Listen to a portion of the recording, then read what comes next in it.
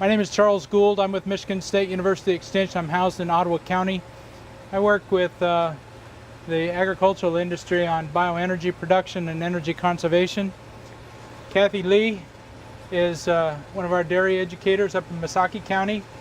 And on my left here is Maris Vanderploeg, who is one of the owners of the dairy facility here. And we constitute your program for the next hour. Also want to make mention of Ryan with Sycamore Equipment. As Charles said, my name is Maris Vanderploeg, and this is Nicole Vanderploeg. She just joined our family this summer when she married our oldest son, Tony. And Tony is in charge of this part of the operation. This is what we refer to as the new dairy. It was built 3 years ago, and at that same time we decided to try the solid bedding. So this setup was also built at the same time to separate the solids from the liquids and reuse the solids as bedding. We milk about 2,700 cows 3 times a day. As I said, Klaas and I moved here. Klaas is from the Netherlands. I'm from Canada originally.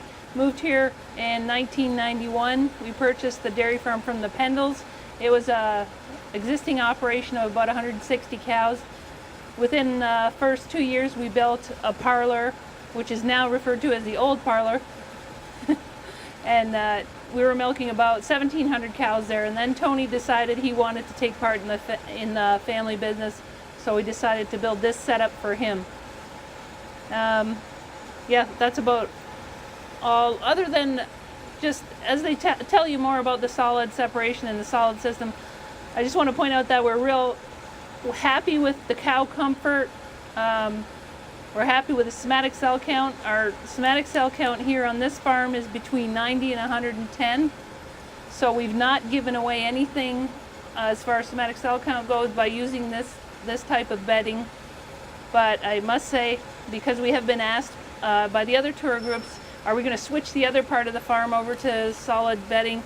I would say no. The other part of the farm is on sand bedding, and that's where we send any of our problem cows that are repeat mastitis cows. And we've now reached the point where the environmental mastitis has made us too unhappy, and we are going to switch back to sand. But still, this could be a system for people who are willing to overlook some of the environmental mastitis. I know we, at this point, are not. So, as Maris said, the milking herd is divided into 8 groups. Each group is milked 3 times a day, and each milking lasts about, a little less than an hour. And during the time that each group is being milked, there's a vacuum truck that goes up and down the alleyways in the barn where that group came out of. The vacuum truck has a capacity of 3,000 gallons. It can clean the alleyways in about 10 minutes. The volume of manure that's deposited by each group is a little more than what the capacity of this vacuum truck is. So in 10 minutes time, it goes through, sucks the manure up and dumps it into a 42,000 gallon pit. In this pit are 2 manure agitators.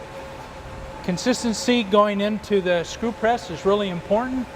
So there's some of the liquid that's squeezed out of the manure from the screw press that can go back in here to make sure that there's a consistent pumpable manure that can be brought back into the screw press.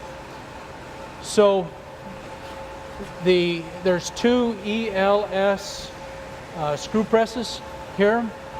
The capacity of each screw press is based on the number of cows. So each screw press here is rated for between 800 and 1,200 cows.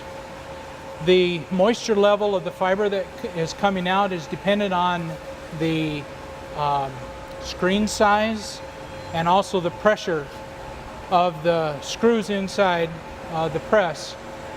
So when the fiber material exits the screw press, we're looking at about 35% dry matter. Once it leaves the screw press, it goes into these 2 rotating drums. These rotating drums are well insulated. There's cavities on the inside of the drum that captures the fiber. And basically what happens in these cavities is they're like hotels for bacteria where the beneficial microorganisms multiply, and that serves as a reservoir of inoculants for the material that's rotating or working its way through this rotating drum. The residence time of the fiber in the drum is 24 to 36 hours. There's no external heat that heats these drums. The heat is from the biological activity in the drum. It can get up to 150 degrees in the drum, and so those are the kind of temperatures that you want, and that I want to emphasize that the way that bedding works and organic material works is that it has to be sterilized, and that's where this sterilization process occurs. So 150 degrees, 24 to 36 hours kills the pathogens that are found in there. Now, after that period of time, it exits out the end of the drum. We mentioned that there's no slope to this. The amount of fiber that's going in the front part of the drum is equal to the amount of fiber that comes out the back end. There's no slope, so it's just whatever goes in comes out. So from here, it drops down into a conveyor belt. That conveyor belt serves no other purpose. There's no drying that occurs per se. All it does is just convey it from the rotating drums through the end of the building into this building, and then it's deposited here. You can see the windrow from the last couple hours worth of fiber that's dropped down. So one of the major challenges with organic bedding, in which recycled manure solids is a type of organic bedding, is that it's very conducive to the growth of environmental pathogens. Specifically, when we're talking about cows and udder health, we're talking about coliform mastitis, which would be typically E. coli or Klebsiella. So it's very important that we have a good bedding management in the free stalls to keep that bedding as moist or as dry as we can possibly keep it. So as with most any type of bedding, whether it's recycled manure solids or sand, when the cows go in to be milked, for each milking, they clean the manure and other wet spots out of the back of the stalls and try to level them out so there's no opportunity or no spots for liquids to accumulate. And then the other thing that is important then is to frequently refresh the bedding, put in fresh bedding into the stalls. And typically it'll range from 2 to 4 times a week that these farms would add fresh bedding. And this particular farm, they actually are adding fresh bedding every other day. Some farms are able to reduce the number of times that fresh bedding is added in the wintertime because it's not as moist. The other thing that's really important is to just have a well-ventilated barn. And if you went into the freestall barns over here, you'd see plenty of fans running, and it's a pretty very well ventilated situation. So those things all help to keep the bedding dry.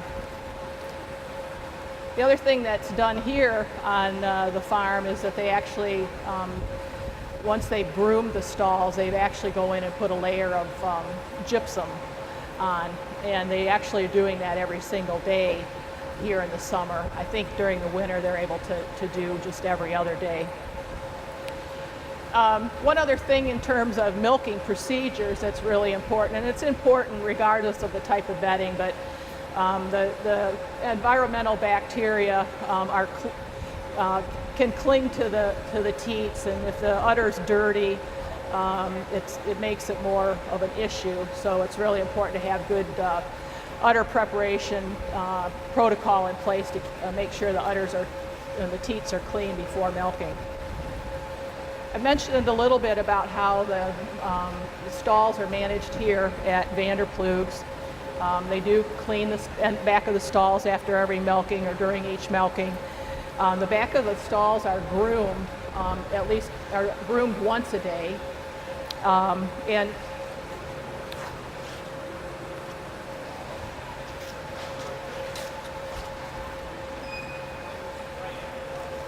I've got two sets of pictures. You might want to look at it. It's examples of the